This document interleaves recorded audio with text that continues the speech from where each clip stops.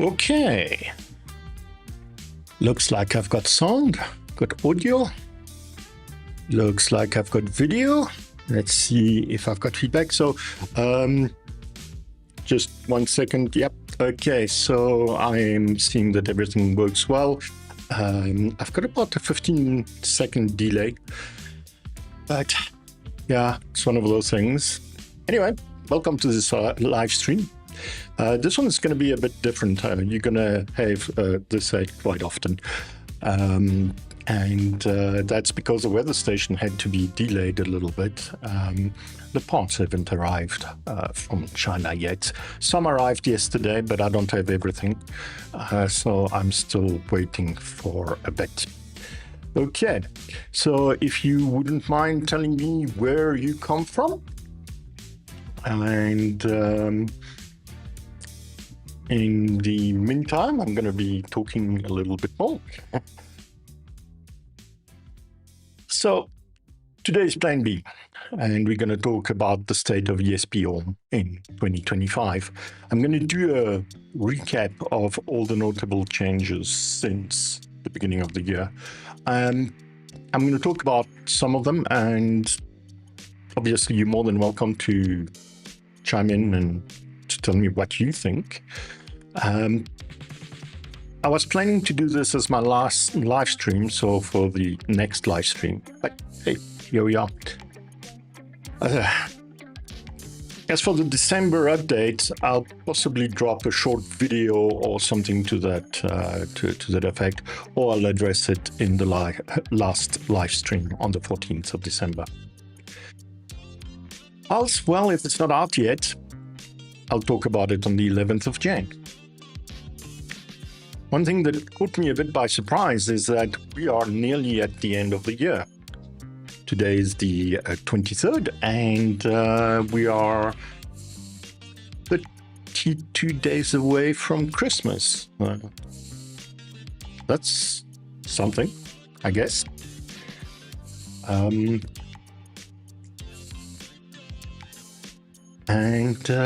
Yeah. So I'm going to quickly do a very short channel update.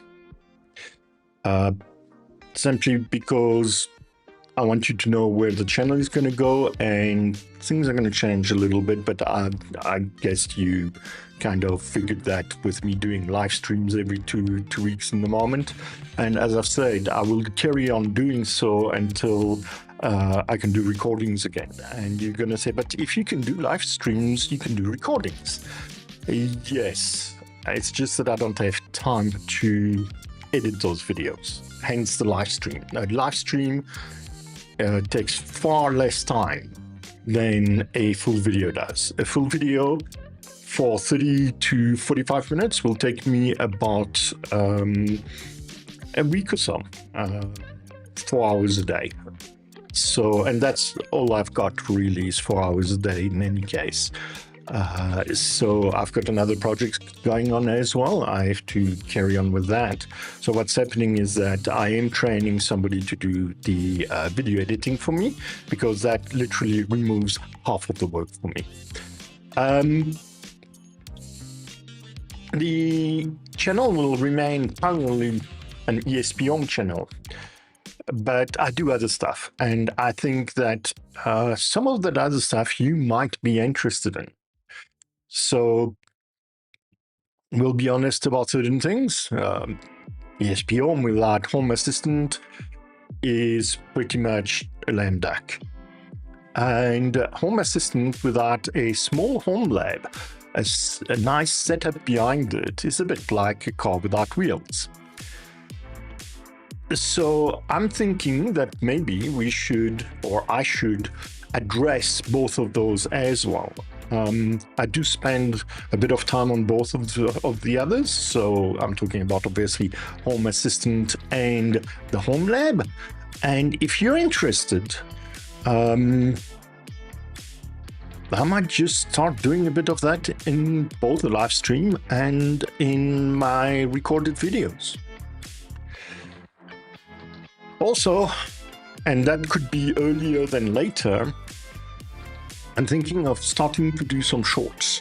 Now, why shorts? I end up on stuff that, when I work, doesn't cater for a long form video at all. And I want to impart with that knowledge. I want to impart with those thoughts. But I don't want to wait until I've got a long form video. So maybe I thought that I could do some shorts in between things, and things that I find in ESPHome, ESPHome tips and tricks, as well as Home Assistant tips and tricks, Home Assistant new finds, things like being able to display this in a certain way, or whatever the case might be. Same thing with ESPHome, obviously, and maybe even the Home Lab. Also, the ESPHome What's New. So at the end of the, when they drop the new version of ESPHome, if it's worth a long form video, I would do one. But if it's not, and as you will see, there were various ones that were not worth a video or a long form video, I'd simply do a short. So I'm going to put a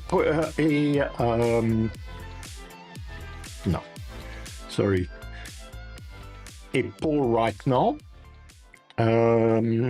So would you be happy with some shorts? Question mark. Yes, no.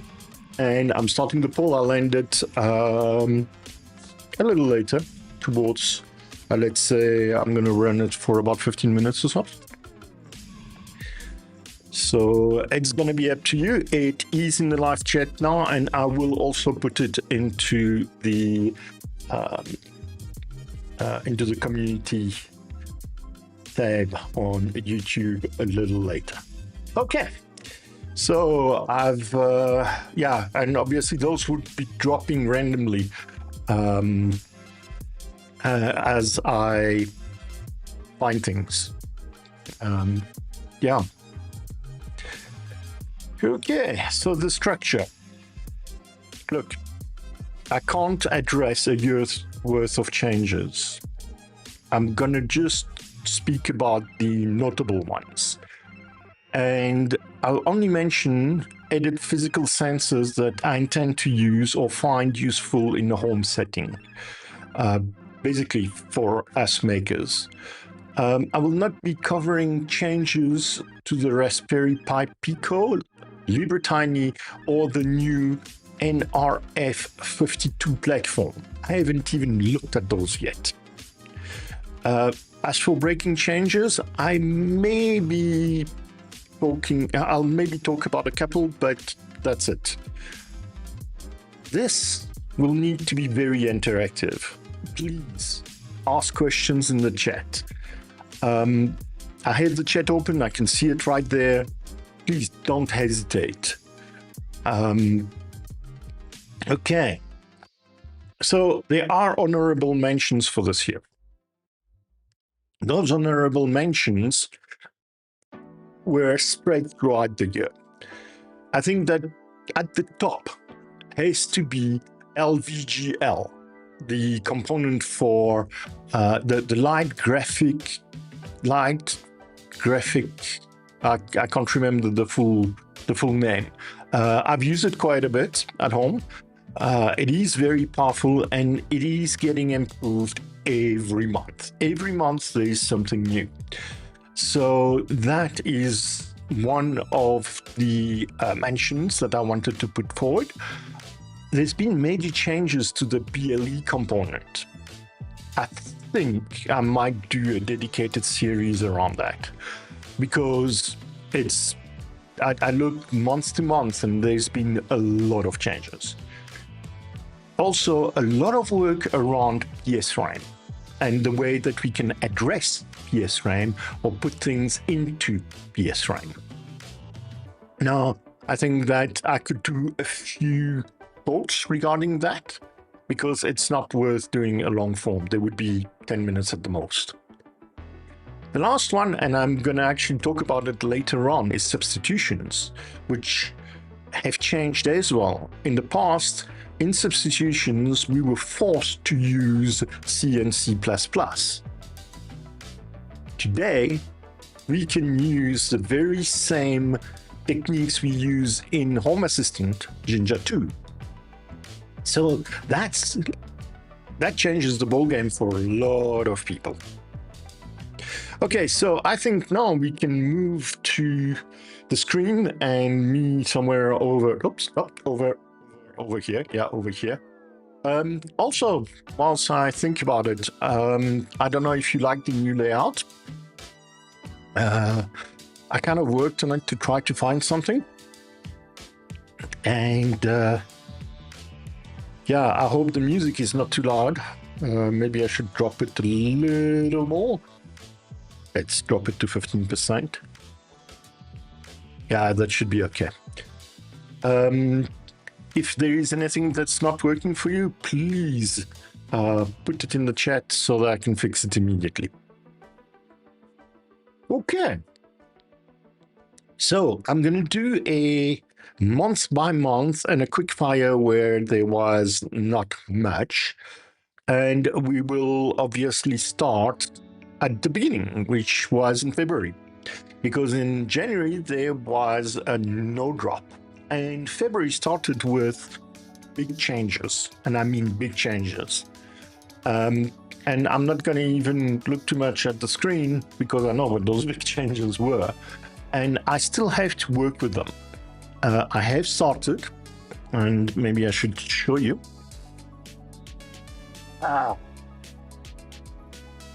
And let me switch over back here, and this.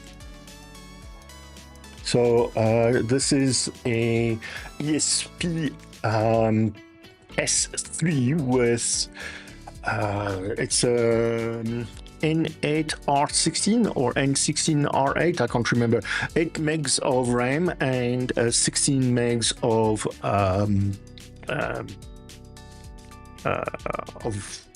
storage. You will see this specific one has a, come on, focus, a speaker to it and a mic. I can tell you the mic doesn't work. So I've ordered new ones. I thought I had one available at the end, but I don't. I'm sure I'm going to find one here somewhere.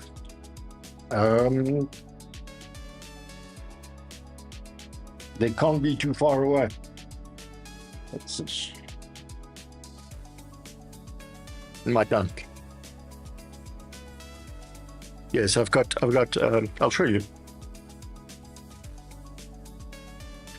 And if you can recognize some ESP devices in there, there's plenty of them, and sometimes I drop other stuff in there, and I'm sure that the mics that I've ordered, yeah, or at least one of them. And I'm wrong. Okay, so anyway, the new ones that I have around, and I realized this afternoon whilst working with stuff. Here's one. That I soldered them upside down. They should be soldered the other way. Come on, focus. See, that's the top. That's not the top. So yeah, I've got some of those that I'm going to be testing. And as soon as I've got a fully functional one of these, I will be sharing the code, and maybe we'll even make one live. Why not? Put that back. So I think that would be interesting to do one live. Okay, how many are we online? 4. Anybody wants to tell me where they're from? Okay, so in the meanwhile, this is where things change. The audio ADC, the DAC, The media player is new. The mixer is new. The speaker is new. The announcement component, which actually came a little later, is new. And the resampler is new. And this is all to be able to build a voice assistant. And that was the focus of February. Everything else, they've dropped a few platform, which was expected, particularly with the removal of, oh, sorry, I'm on the wrong. Let me show you this. With the removal of ARM7, which is the 32-bit version of ESPHome, which was dropped. And they're not supported, they don't support it anymore. They also remove custom components, but not really. They really changed the way it works, and it's gone from custom components to external components and things that are a little bit different. Yeah, oh yes. The new uptime text sensor with full formatting behind it. I had code that I had created specifically for that. Where is it? I know that it's somewhere here. Let's see. Maybe it's in the new components. No. Ah, there, the text sensor. A text sensor, the best way, in fact, is to do this and to say up time. I'm being silly.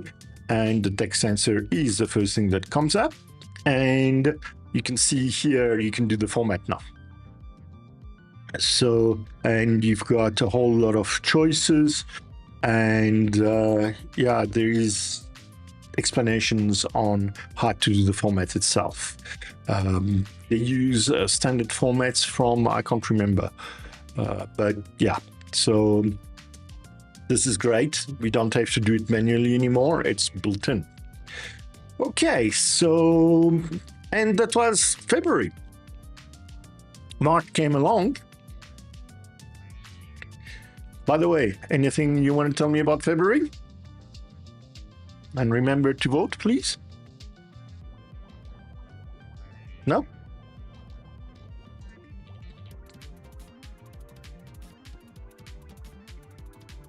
Okay, so I'll start with March. Really, no one wants to tell me where they're from. Tell you what, put number 1 into the chat if you're around. Just so that I know that the chat works.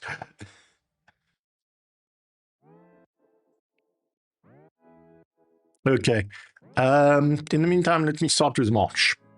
So March felt a lot like a slow month, and in many ways it was.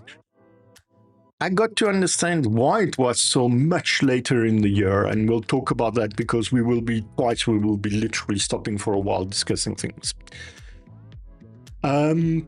March came along, as I said, it was a slow month. There was a new touch screen component along with an accelerometer and a garage motor integration.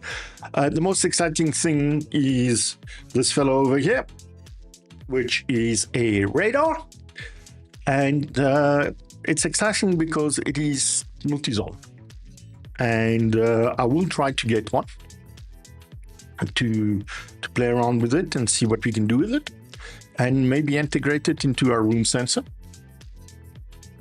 So yeah,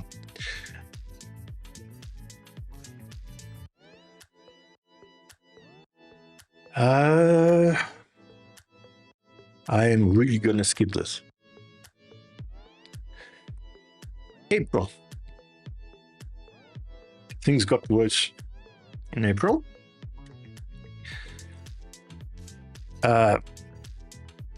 We got a digital potentiometer, and The rest was really changes and fixes and adjustment and things like that. There is not much to say. May. Why is May at the bottom?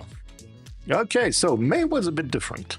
We got some new stuff in May that is worth talking about. One of them is, again, coming back to the audio components, sound level. A new PM sensor. In fact, here's one PM sensor. This is an older. This is the EMS 5003, which will be going into the weather station. That's that. And sorry, I've got a big dot on my glasses. So let me clean that. Okay. Nice and clean. Okay. So we've got that, but the one that really excited me of the lot was definitely the mappings. That was the thing that really got to me. And the mapping is important because one of the things that we want to do very often is to change things, whether it be the icon, the color of the icon, the color of the text, I don't know, and a bunch of other stuff. This is what the mapping component is going to do, allowing to do things like that. Look, LVG image, we can, we can say, okay, fine, this is the icon for that, and so forth.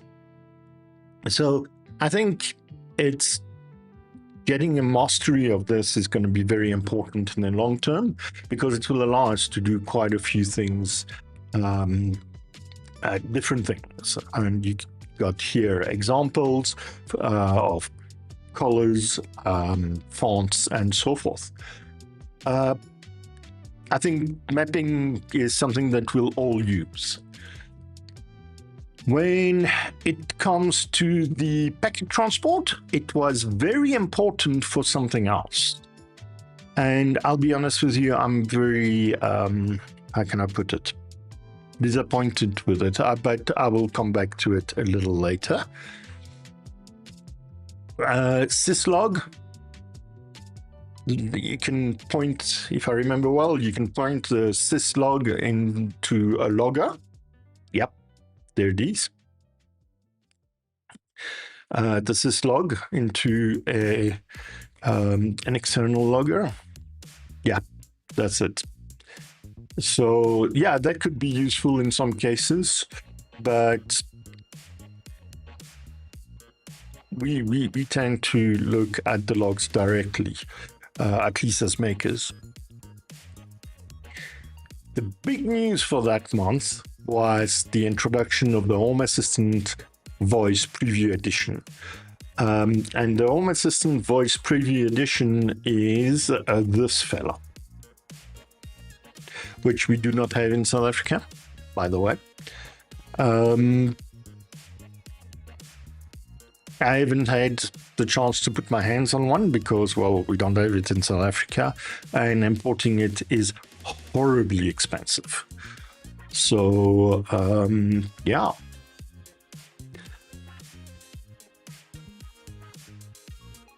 I'd rather build my own, to be honest, and we discussed that already.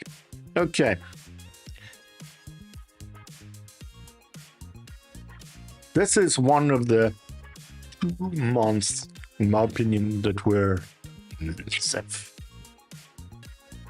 And I'm just going to say, yes, it brought us 4 new hardware components, and the USB host and the UART, both of which are really interesting and possibly useful. In fact, there is another USB introduction that was done as well, which is the USB Lite something or another. We'll discuss it a little later. But for me, the massive news was open threads. And with open threads came some massive changes. And the first massive change that happened is that we went into ESP IDF 5.3.2. And why is that important? It gave us native support for the ESP32C6, H2, and P4. Now, the H2 and the P4 are not classic ESP32s. The H2, for example, does not have Wi-Fi. Yes, you can go and do and now my brain is shot, but you can do either open thread, or the other one that you can do is Zigbee. So you can do Zigbee or open thread. And I think those are two things that I must investigate seriously and look into. And maybe do some tutorials about. We'll see how things go. Okay.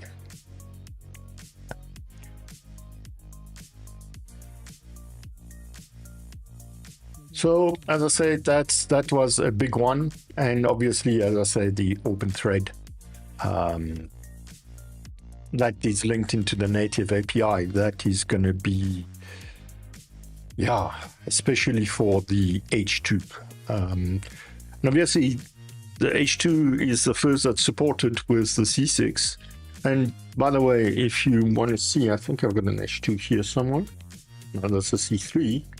The C6 here is one.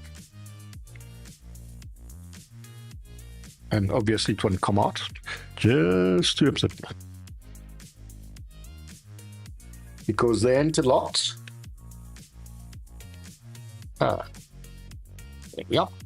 So, on this over here, let me go full screen. This is a C6. This one is Fire Beetle C6, Fire Beetle 2. And then I've got some H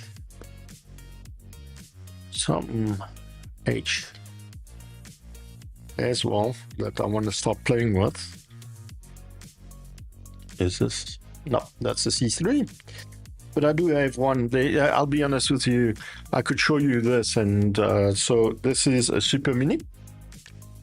There. This is a C3. But I've got an identical one like that, and it's an H2. I think this is a C3 as well. So yes, I'm going to do some stuff with the Super Mini. I'm going to be putting the entire room sensor package on these, the Super Minis. At least that's the plan. Let me see if I can find an H2 for you. Now, I know I've got. Unfortunately, I have a lot of these. What I do have here is a. No, this is an S3, C3. We'll go quick through them.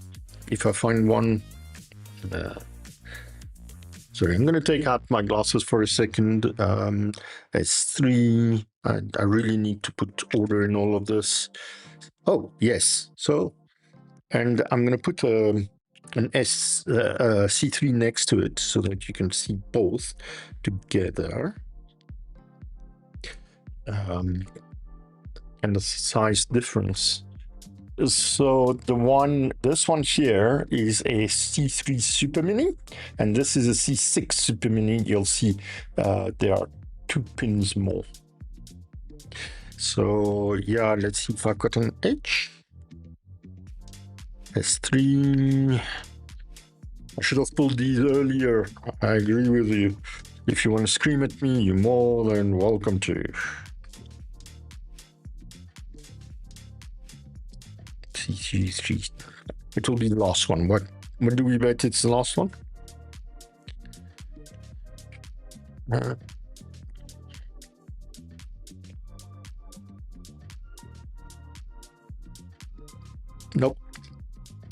Nope. Not one. Or two. I think I got two. Somewhere. Somewhere.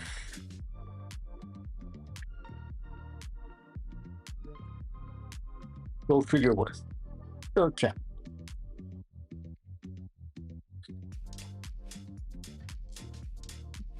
No, I'm missing up. Not happening to be here by chance. Nope. And in here? No. Okay, I really don't know what I did with it. Unless... No. No, I really don't know what I did with it. Or with them, I should say. They can't be verified. Okay.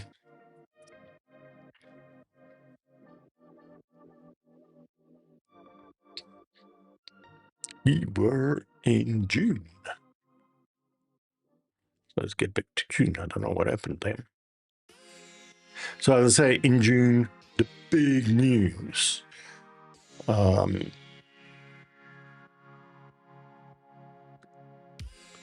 this one. The big news in June was the introduction of ESPHome 5.3.2 and obviously OpenThread. Okay, let's move along and let's talk about July. July was a bit of a mixed bag, and I'll tell you why. I was all excited when I saw the introduction of these fellows over here. These two fellows, there's actually a third one, but mostly those two fellows, because those two fellows, are LoRa-based devices. And I thought, here we come, here comes LoRa. And no. We have the ability to use LoRa in the sense that we have the ability to use the hardware. So we can send and we can receive. We don't have the API behind it to just send stuff, and it will only work with the transport, the packet transport component that we talked about earlier. So I think I need to dig a bit more into this, and I've only got one LoRa capable chip right now. I need a second one to possibly send and receive. The nice thing about LoRa, obviously, is that it can reach long distances. Anyway, July had a few sneaky updates, by the way. And in fact, if you look at them like that, the sneakiest of the updates is down here, and I'll get to it in a second. So there were 9 new hardware integrations, and to be honest with you, nothing that really caught my eye except for the LoRa stuff. The DS2484 is one of these. It's just a different one. And ESP32 hosted, I still don't understand. I have to go a bit deeper into it before I start talking about it. Something else that came along is sub-device support. And that has indirectly to do with Bluetooth. So you've got your master device, and then a sub-device that's connected by Bluetooth, or that's connected by USB that's able to talk to your device, which is your ESP32, and it then sends the data along. The runtime statistic is interesting. Runtime statistic. Was it this month or did I? Anyway, runtime statistics is something that was very interesting. in the sense that it's very useful to go deeper into debug. And I think that for a lot of us, that will be useful in the future. And I'm just gonna pull up run time statistics. There it is, and this is basically the output. It's actually showing us a bit more data. So yeah, as I say, it may be useful. The one that caught my attention, obviously, is Jinja template expressions for dynamic configuration generation. That's a big one. I think it's very important because you can take now your knowledge from Home Assistant and Jinja 2 to ESPHome. And I think it's a little, yeah, there it is. So now,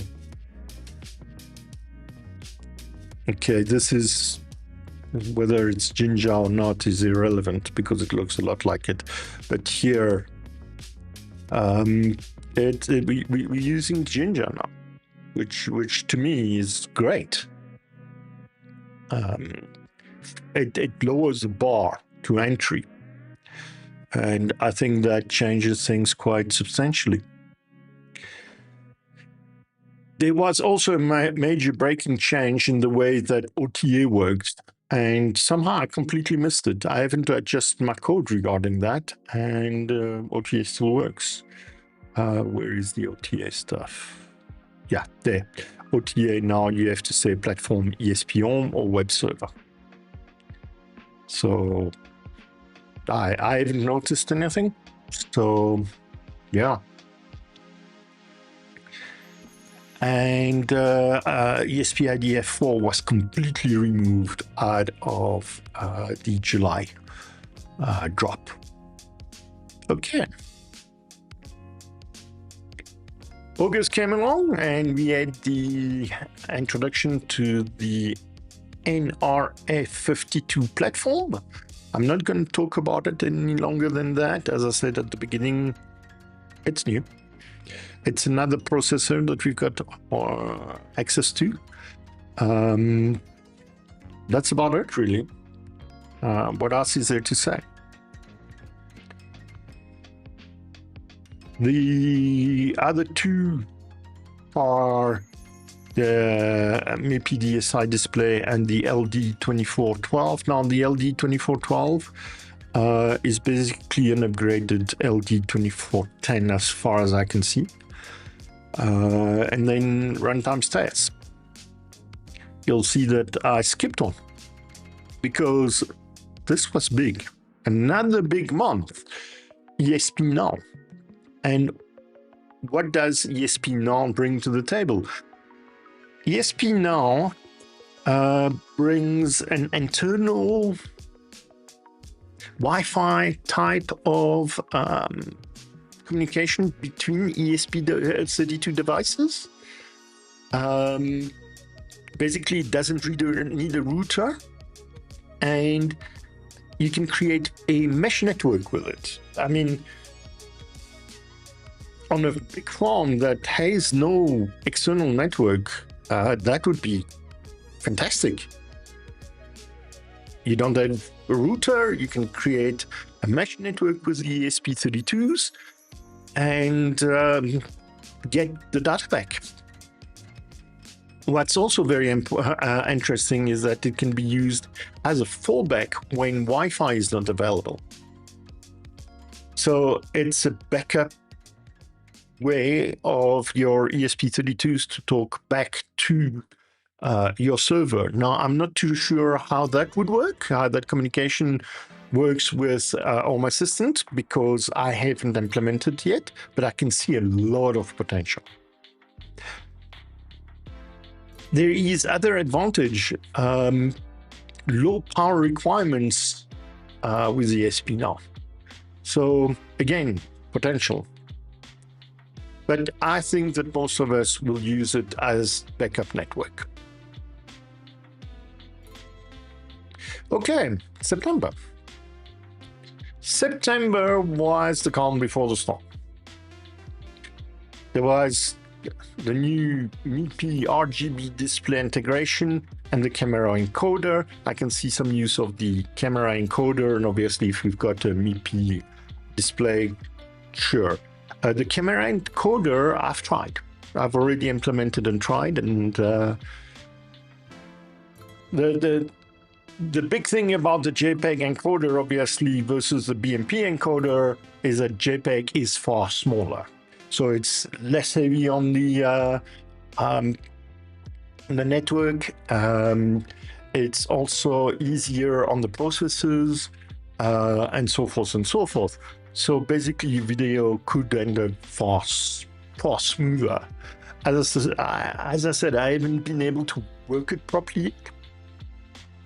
Sorry, I haven't been able to work it properly yet. So I'm gonna do that, and I'm gonna get it working properly, and then show you how all of that works with a camera. Now, obviously, you're gonna say, what camera? One of the possible cameras that I'm having a lot of trouble with is, wait, let me go back to this. Is this one. This is a ESP32S3 with a camera attached. There is a camera it's a Fire Beetle from the F-Robots, and I'm having a lot of trouble with it. The other thing that you saw on top of it as well is a I2S2 stereo speaker. Ooh. Sorry, guys, I just had a crash. Am I still? Yeah, I'm still online.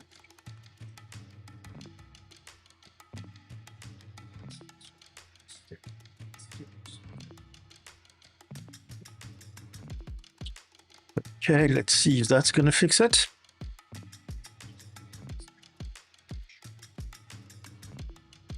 Okay. And I'm having a feedback for some odd reason through my speakers. That's sorted it out. Okay, I'm back. And I need to...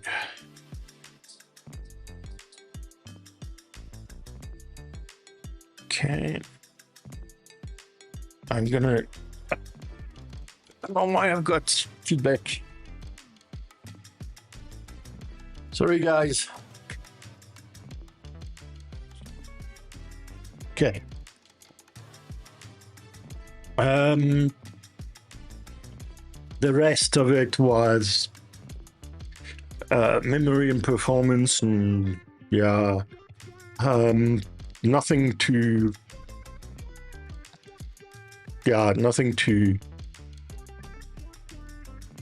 write home about or anything like that. It was short and sweet because of what happened the following month.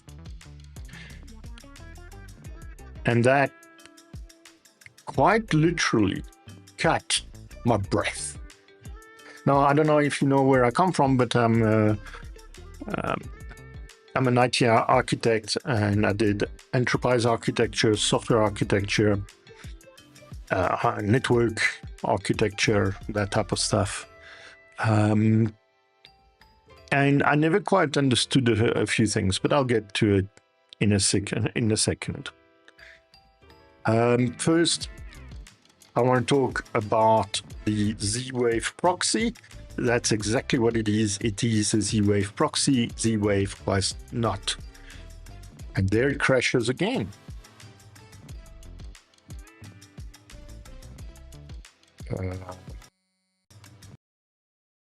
What's happening?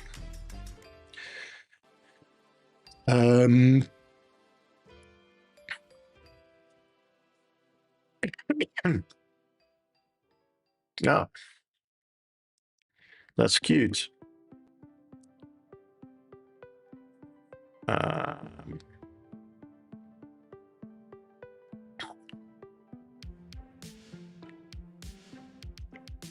So what now?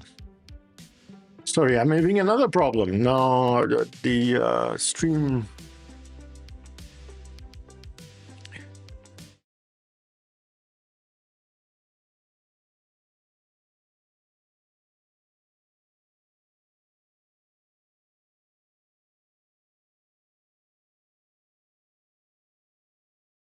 Were to me. What?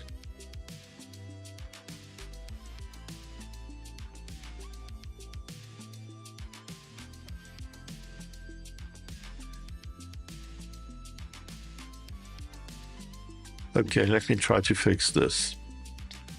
And it crashed again. I don't know why it's crashing. Really, I don't. Okay, this one is fixed.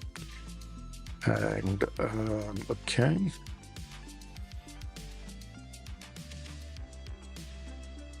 I really don't know why things are crashing. Anyway. So let's return to this, which is not working, I think, maybe. So the wave is really just a proxy. The e-paper, you would have to have some very specific hardware for the e-paper. Where is, oh yeah, that's, I'll talk about this in a minute. Component features. I can't find the e-paper now. But the e-paper is implementation specifically, and let's go directly to it and see what is what. Ah, yeah, there it is. It has to be either the e-ink Spectra E6 or 7.3 inch Spectra or the C3 terminal. So that's very limited. This is again another one of these LS type sensors. And that I can't remember, to be dead honest with you. This is the big one. Arduino as an IDF component. What the team has done is their main framework was Arduino. Now, I don't know if it has anything to do with what's happened with Arduino itself, which has been bought by a bigger company, a Chinese company, if I remember well, or Taiwanese company. But the bottom line is,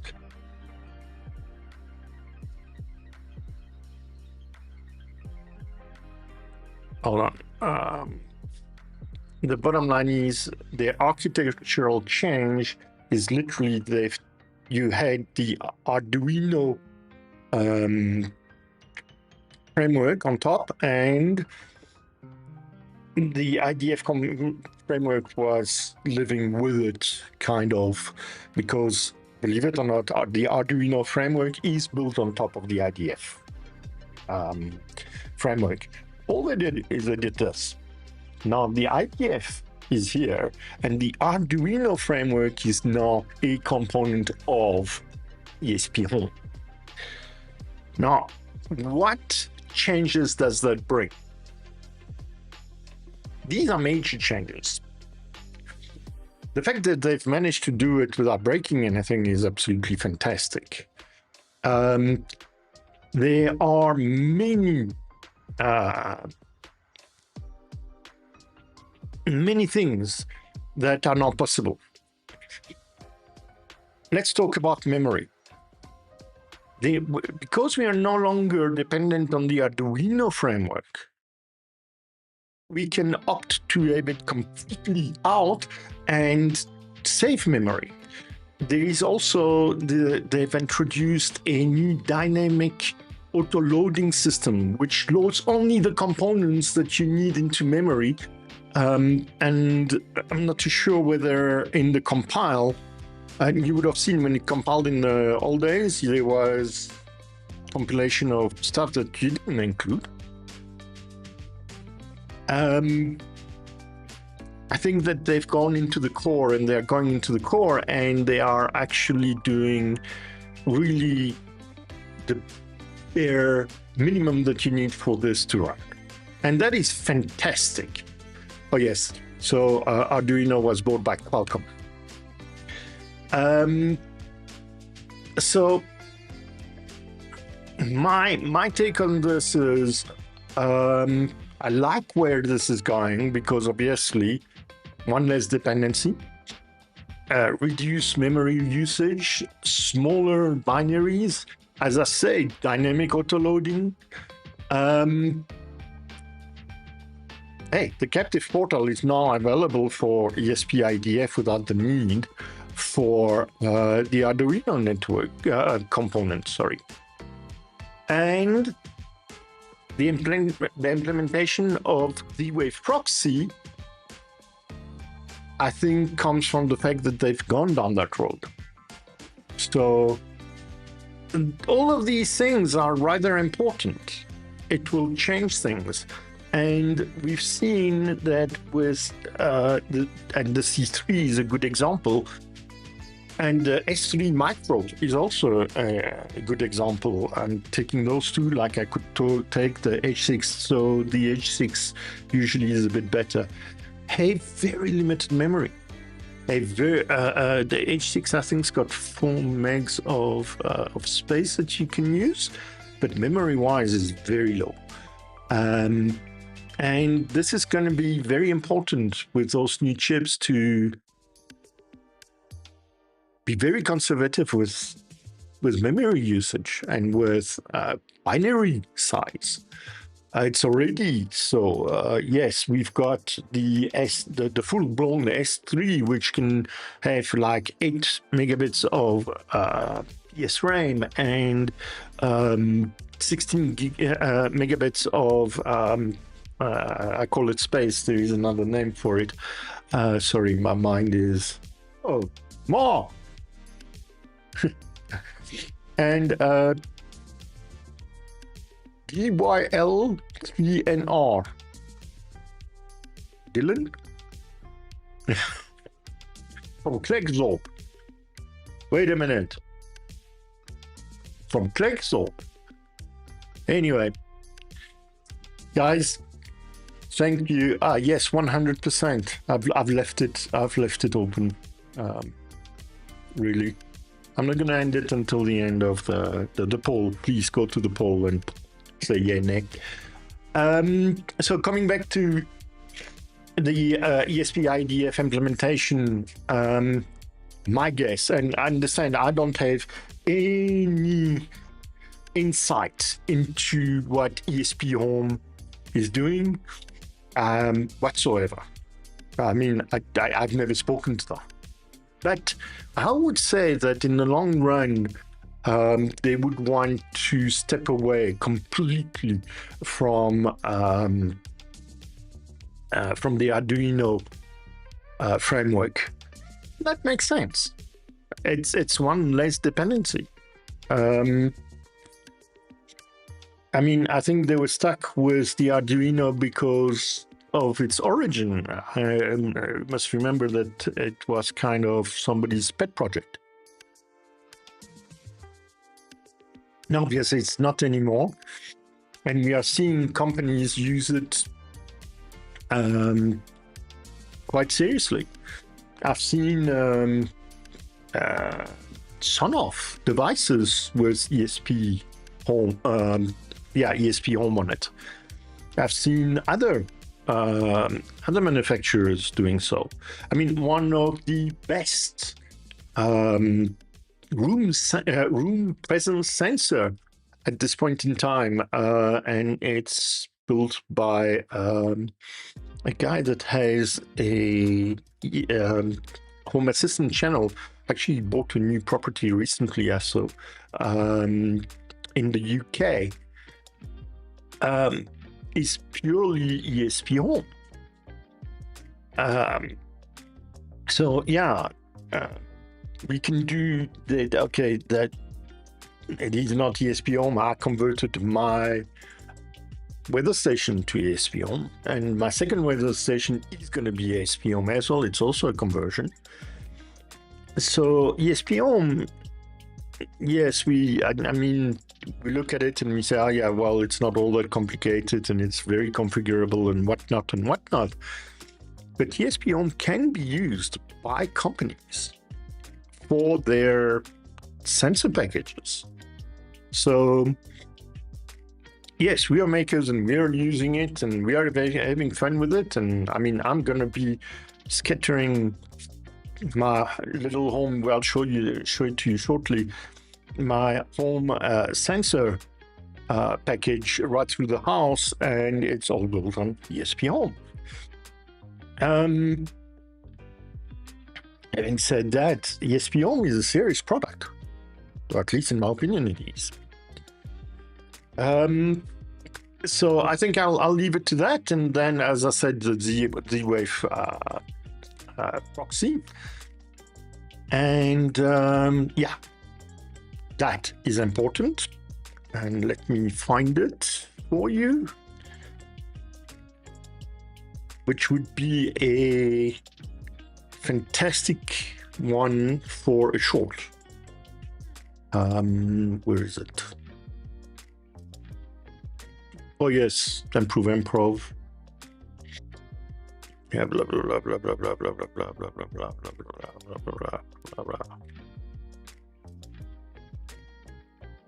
No, I'm not finding it offhand, but there were changes in the Wi-Fi component, and I'm going to go to the Wi-Fi component and show you those changes. If I find it under Wi-Fi,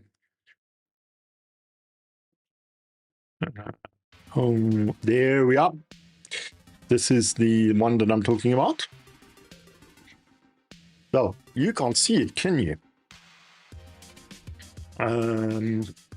Okay, so there it is. We can now put the minimum security authentication modes for the security. We can do WPA right through to WPA3. Now, the WPA3 is strictly on ESP32. I've tested it, it works. I mean, it's literally adding one line. Now, obviously, if you do not have WPA3 in your network, I don't, I should, because my network is capable of doing so. But I have all of my IoT devices inside of a network, specific network with a specific Wi-Fi access point originally called IoT. Yeah, I don't mind telling you because you won't find it in any case. So, and it is isolated from the rest of my network. You see, these are things that maybe I could introduce, how to segment your network, if you can, obviously. Anyway, coming back to the WPA and WPA23, you're securing even more because you say your minimum is that encryption. By the way, WPA and WPA2 have been cracked, so that you know. I don't know about WPA3. So yeah, that's a good one. The improv improvements, I'll be honest with you, I've never used it. I do not see any benefits for it in my use case. It is beneficial for a company or somebody that is going to distribute their devices. For me, I don't give my devices out, or at least not yet. I don't have any intention to do so. Okay.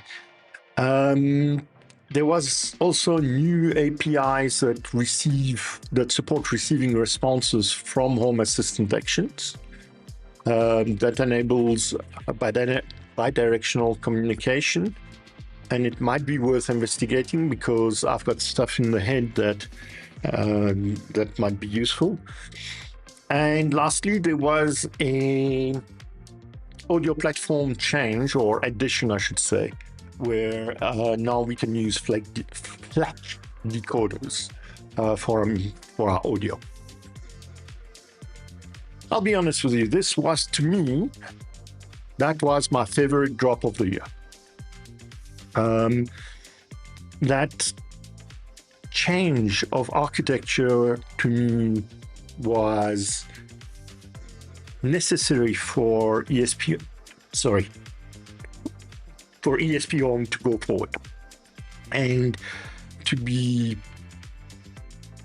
have a good solid future. I think that the architectural change is something that, yes, made a big difference. So yeah. Then we're going to move on to the last one. And I spoke about Tiny USB earlier. That's the one that I wanted to talk about. It's an implementation of USB. I believe it only works with the S3. No, P4S2 S3. That's correct, yeah. I haven't tried it yet, but you can now, you take an S3. So one of these, it's an S3. And I actually took the wrong one. Some of them have 2 ports. And there is one port that can be used as a USB. I told you I ate one of these. Sorry, I just found it. There is the mic. That's tiny. It is right. There is the mic. That's what it looks like. Okay. Yeah, so they've got 2 USBs, and one of the USBs can be used as a normal USB that you would, like your phone, that you would plug in. So you could stream data across that way. And Tiny USB does allow you to do that. I think that USB server or whatever it is also allows you to do that. It's 2 different implementations. Then there was a few new sensors. This one here, the face recognition module, I might dig into. I've just had no time to, really. Outside of that, there were a lot of things, a lot of cleanup, I guess, and that type of stuff. Oh, there is the minimum mode, yeah, optimization and that type of stuff. And that again is thanks to this switch that they've done. Yeah, and you can go and read it. There's also latency has changed again, possibly because of that switch. Media streaming is accelerated, and you'll see there is a lot of very positive things that have happened. Open thread improvements, most probably also thanks to that architectural switch. And I spoke about LVGL previously. If you want me to do an LVGL tutorial, just leave me a note, please. And there I crash again. Guys, I've crashed on again. Okay, I'm gonna try to bring it back. Yeah, I just did. Okay. Give me a second. I'm gonna try to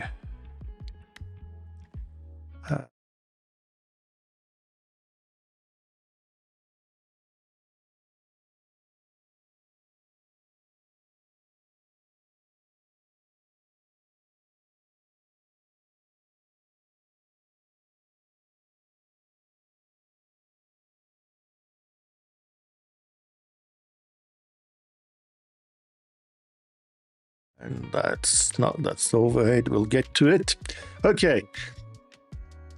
So for this year, that was basically the thing. And I think that ESPHome has a bright future. And it crashed again. Sorry, guys, it keeps on crashing. I don't know why. So it's one of my screens that's crashing, particularly the screen that I use for my prompter. There, it's back, and what's happening is it's crashed the capture, quite literally, and there is nothing I can do about it. So I'm just gonna go back here for a second, and yeah, so that was for this year. Now you can, well, you can't see. I'm gonna see if, yeah, I'm still there. Is it working at all? No. Okay, so you can see some of the stuff that I'm busy with. The C3 Super Mini, the H2 Super Mini, the media player, and I was working on the weather station version 4. Now, let me show you the hardware, because I think that's important to show you. Oh. Let me not disappear off. Hello. Okay, so I talked about this. This is for the weather station. This is also for the weather station. It's a ballast sensor. Okay, I'm gonna actually put them aside when I'm finished. If you don't know what this is, by the way, this is a PM 2.5 sense, and it is a PM 5003 sensor by Plant Tower. I've got 2 of these. They work pretty well. Here is a light sensor, and this is a BMP 280. BMP 280. All right. Yep, BMP 280. I don't know when I don't have enough light. So all of these are for this one, but I'm having a serious problem with this one. As you can see, there's the battery attached to it. I got it flashed. Here's the flasher, in fact. You can see that it's live in the moment, and I can't talk to it. I just can't talk to it. I've seen it on the network once. It's flashed with the right network stuff, but yeah. So I'm battling with it. If I carry on battling with it, what I will do is I will do the weather station on a breadboard. But this was where it was supposed to go. Okay. So I am going to put that away. There. This is an interesting little fellow. This is a son of SV1.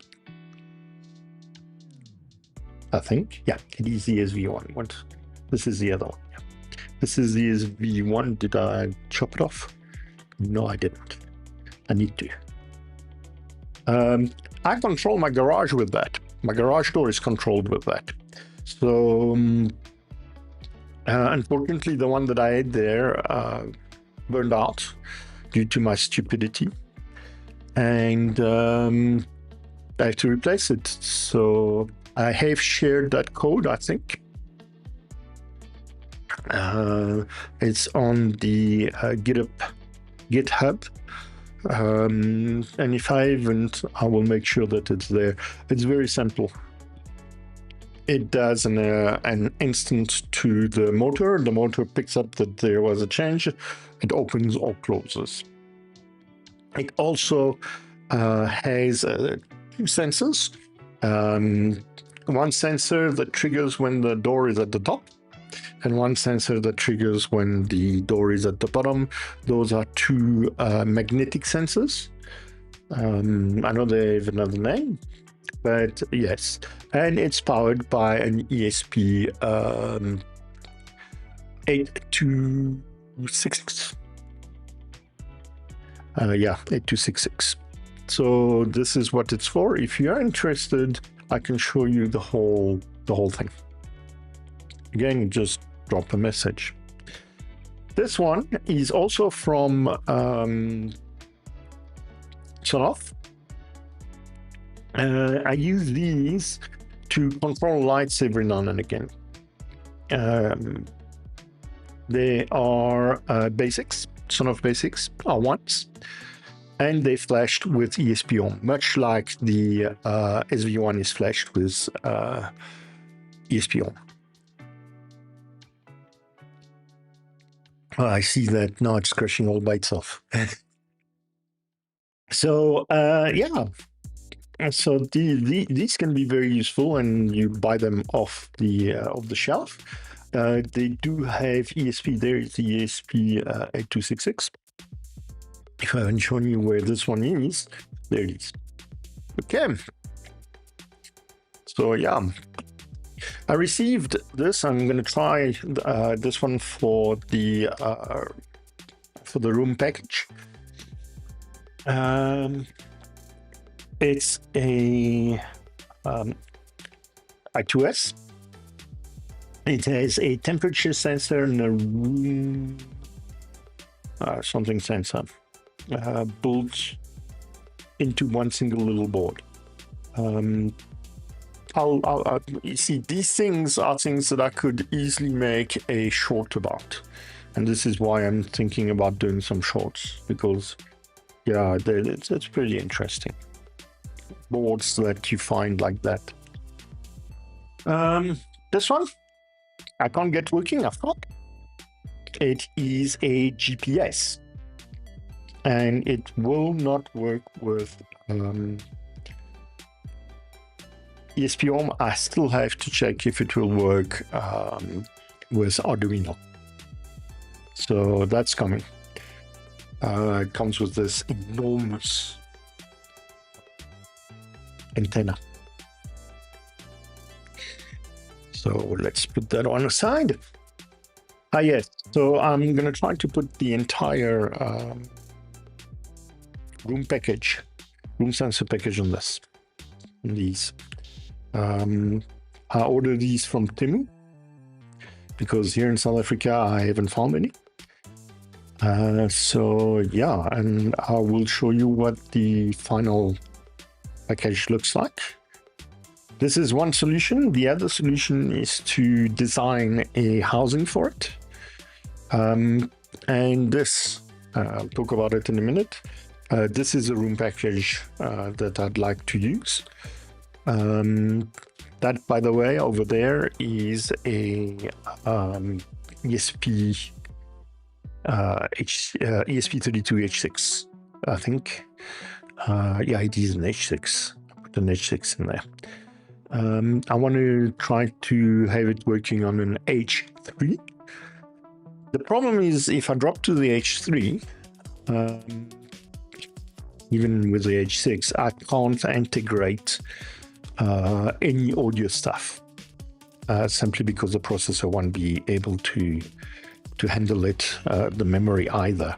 For that, you need an S3 at least to handle all of that, and the audio component. In fact, S3 audio component. Okay, so moving along, another GPS. Couldn't get that one working either with the ESPHome, and they are compliant to the protocol, so I'm a bit confused.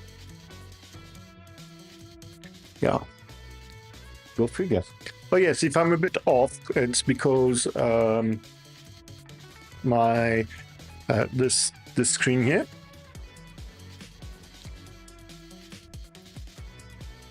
all done. The screen here is, or rather, this area here is a bit off. So here I have Let me take it out. A mini PIR, which I need to test. And this is... Wait, it's going to be the H2, right? Oh no, it's an S3. But it's not an S3 like that S3. It's got far less memory and far less storage. I think storage-wise, it's 4 megabytes, and memory is... I can't remember, to be honest with you. I can't remember. So that is that one. I'm going to start pulling things out. This is to monitor the CO2. It is analog, and I am going to make an entire file for you guys specifically for this that you'll be able to use. This, if it doesn't mind coming, is an AHT10. So temperature and humidity sensor. Okay. This one, if it doesn't mind coming out, this one, don't I have a better... Nope. Oh, sorry. No, I'll leave it that way. Okay. So this one is SGP40. It's an air quality sensor. It is not my favorite, but yeah. I'd rather use the SGP30. I think this one only does TVOC or VOC. This is, and I tripped on it. This is a light sensor. Yeah, it just says light sensor. It's a VEML7700. It is compatible to, by the way, I make sure that everything is compatible to ESPHome. So I'm going to just go a little talk about these last few. This is a current sensor in a 219. It's nice for monitoring charge and that type of stuff. I think I've implemented this. I may have.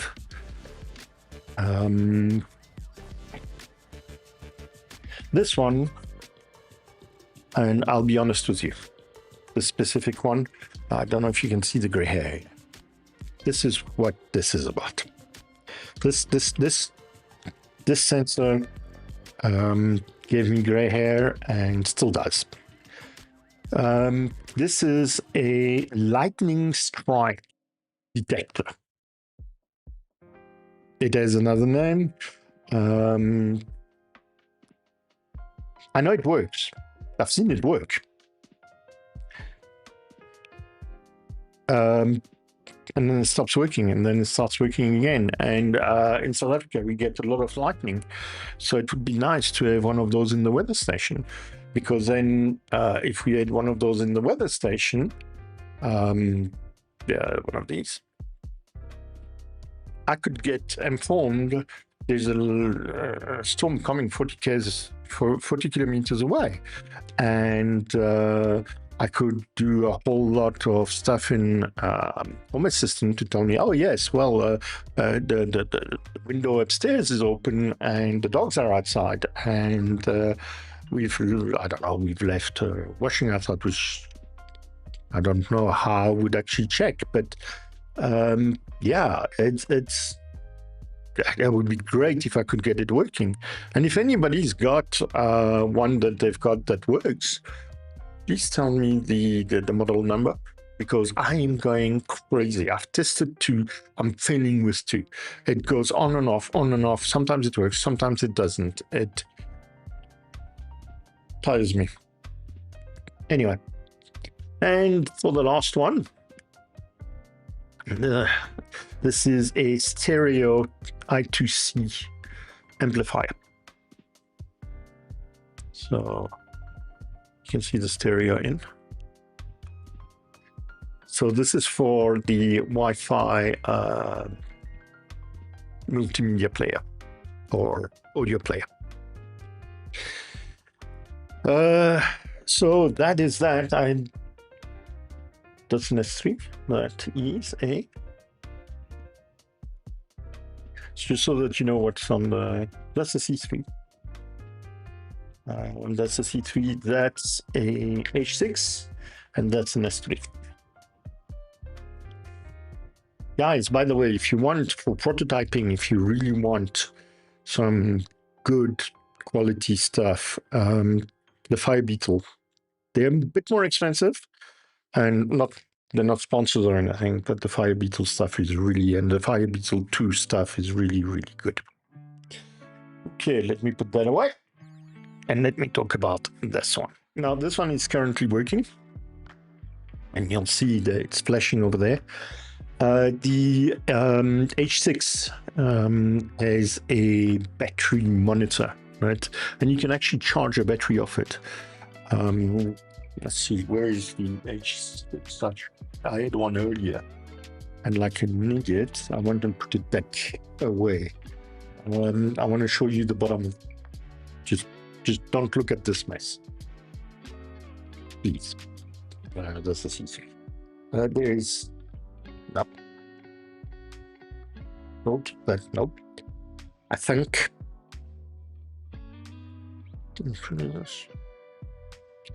Actually, I can show you this one as well.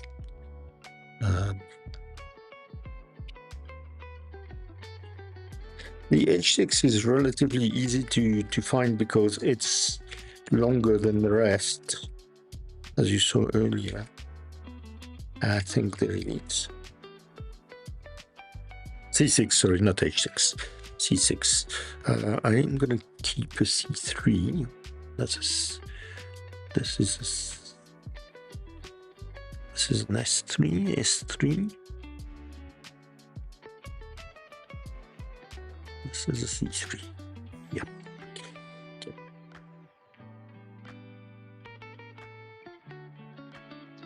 Okay. So I've got all. Oops. A mess.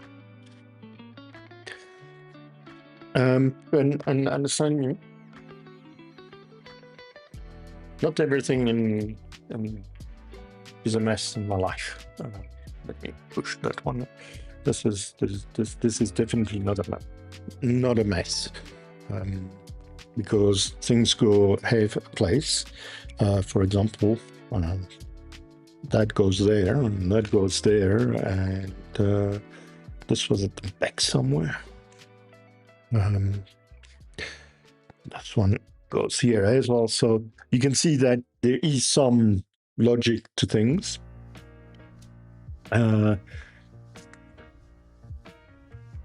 Yes, everything is sorted into drawers. I think I'm going to start doing the minis like that as well, or the ultra minis.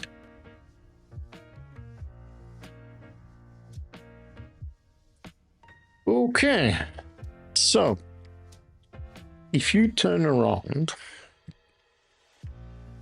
the hold on, just need this.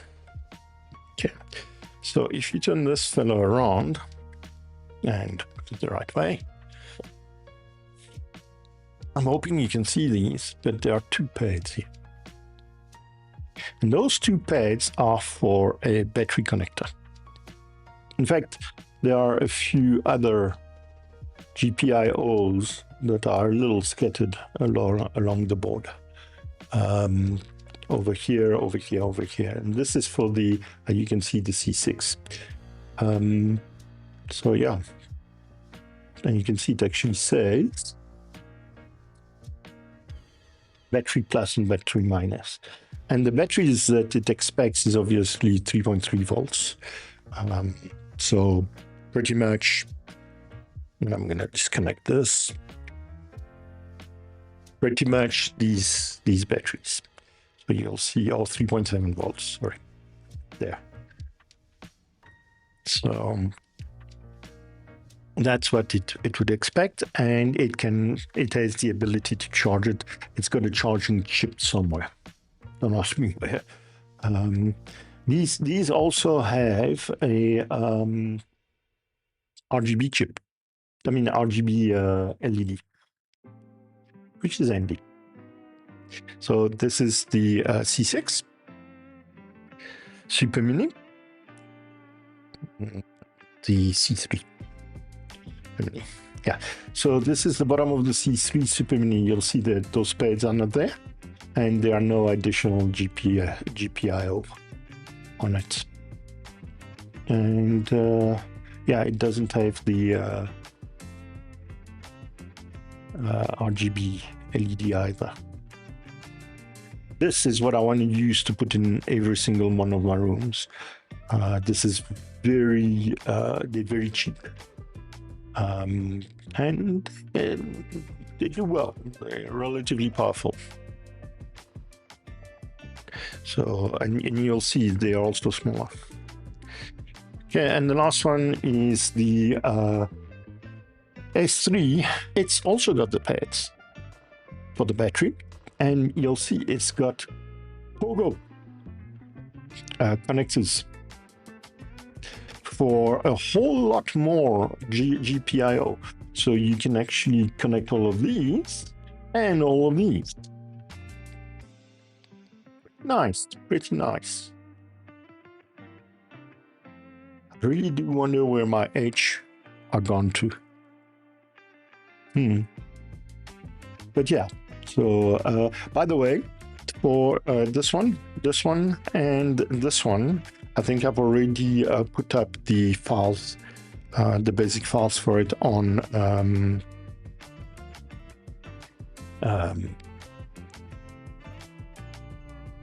GitHub. So please go and have a look. If it's not there, I'll put it there either, well, probably tomorrow. Okay, so let's talk about this fellow. So this is currently a C6, not an H6, a C6. It's connected to a light sense, and I really do want to show you the results, on-screen results. Let's see if I can get it to work.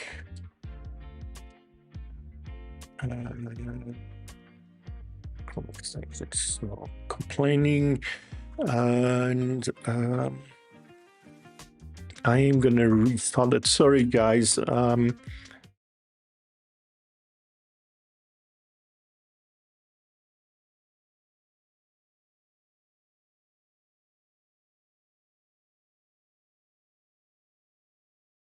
I think it's no, it's this one.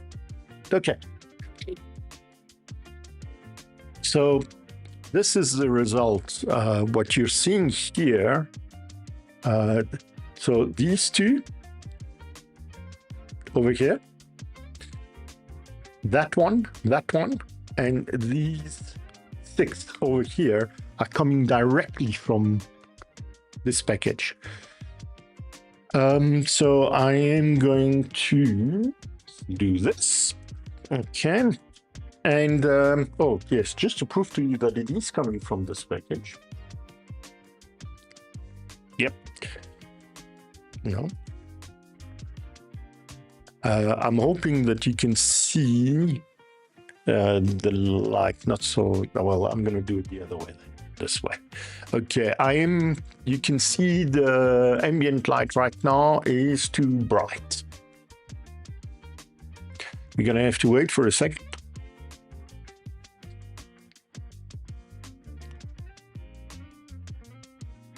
Come on, update. Dark. There you are. I take my hand away. and it will take a second, and it's going to stay too bright again. And it's too bright because I've got two LED spots on top of it. So it's this one. That is the temperature and humidity sensor. That is the CO2 and TVOC sensor. Yes, I know my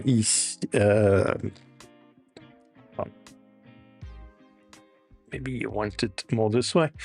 The SGP30 that moves along. That's my CO2 and TVOC sensor. Yes, I know my CO2 is a bit high. I actually cleared it earlier, and yeah. I am gonna just tilt it. I have a PIR and a motion sensor, or rather presence sensor. Motion sensor, presence sensor. This is a radar. That's a 2010, I think. And yeah, the two together give me a good reading. The problem of using simply PIR is that if you don't move too much, it won't pick it up, and then your light goes off. It's that simple. The two together, what I have is I've got some logic, and if either of them signal that there's somebody or movement or anything, it stays occupancy detected. So as I say, there is some logic behind it that does this. And lastly, here is my PM sensor. Now, very different to this. In size, as you can see, this one is very thick in comparison to this one, if I put them next to each other. It does from PM 2.5 right through to PM 10. And it is an SPS 30. So I'm going to be using these going forward. You might ask me why. Let me come back here. You might ask me why all of the bottom ones are the same. Well, I can't answer that, because I can assure you that they do change. I walk into this room in the morning and the values are all different. So, I don't know. During the day, they tend to stay the same. I have no idea why. I really don't have an idea why. My tea's got. Okay, guys, it's been an hour and a half. I'm going to wrap it off. I think it's time. What I want to do, yes, is quickly talk about the projects that are in the pipeline. Advanced room sensor, I've just shown it to you, so there it is. An electricity meter based on a C3. Garage door opener with security snapshot. Now that would be this one. Over here, and it would be more than just it. It would be involving a camera with a security snapshot attached to it, inside of Home Assistant. So there would be a lot more. By the way, yes, I do have visibility outside. So this is my doorbell, but I do have a camera as well. Okay, back to my study. This is the weather station, by the way, if you haven't seen the results of the weather station. Ooh, look at that. That is some serious drop. That could indicate a storm is coming, by the way. There, 52, yeah, that's fine. Yeah, that one, I have a problem with that one. I don't know what the story is. It's stuck at 400 ppm. Don't know why. In fact, it's a bit beyond that, because I do have a PM sensorium, so the same one than the one that I have here, that is on that weather station.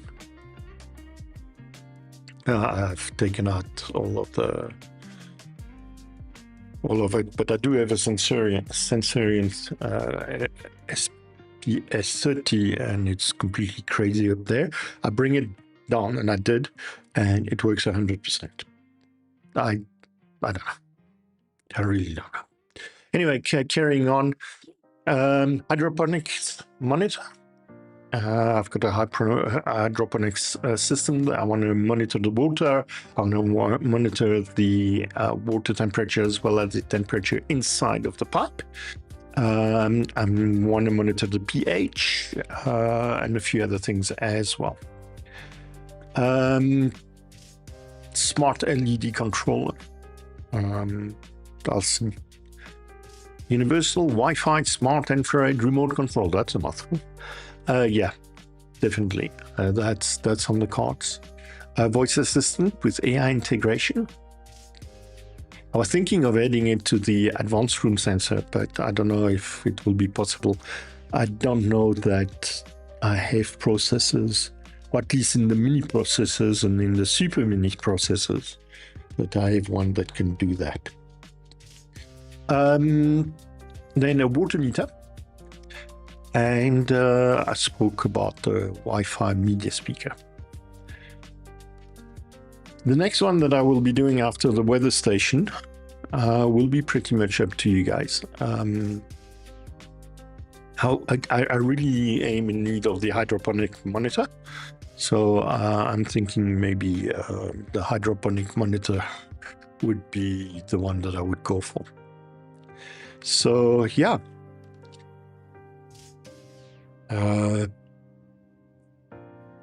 Right, that wraps up the state of ESPHome for 2025, as well as what I want to start doing for next year. Before I go, I just want to say a massive thank you again. You know, it's been a trip for me. Coming back after a health break is never easy. But I've been looking at the number of people that were watching, and we peaked at 10. Pity that my usual crowd wasn't here. Well, Mark is here. So yeah,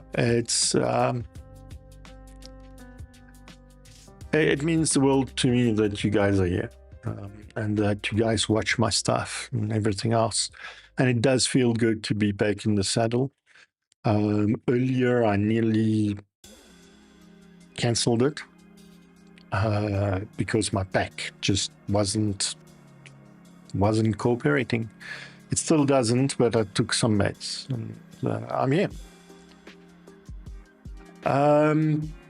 Another thing is we are very painfully near 2,000 subscribers. The exact number is hold on, I'm thinking enough, because obviously I don't know that right there at the moment, or if I got it here.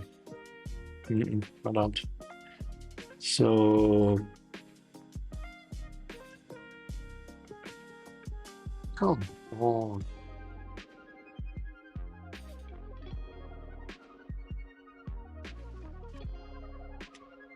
1,973. We are literally 27 away. And by end of the year would be great, really. I don't have any illusions about the way that I do things now.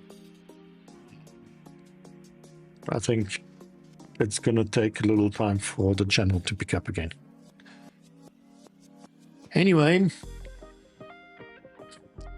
next live stream, hopefully we will be doing the weather station one way or another. and that will be December 14th. If you can't do the December 14th, that's fine. We'll start again January 11th. And until then, honestly, keep safe, keep tinkering, and I'll see you in the next one. Cheers for now.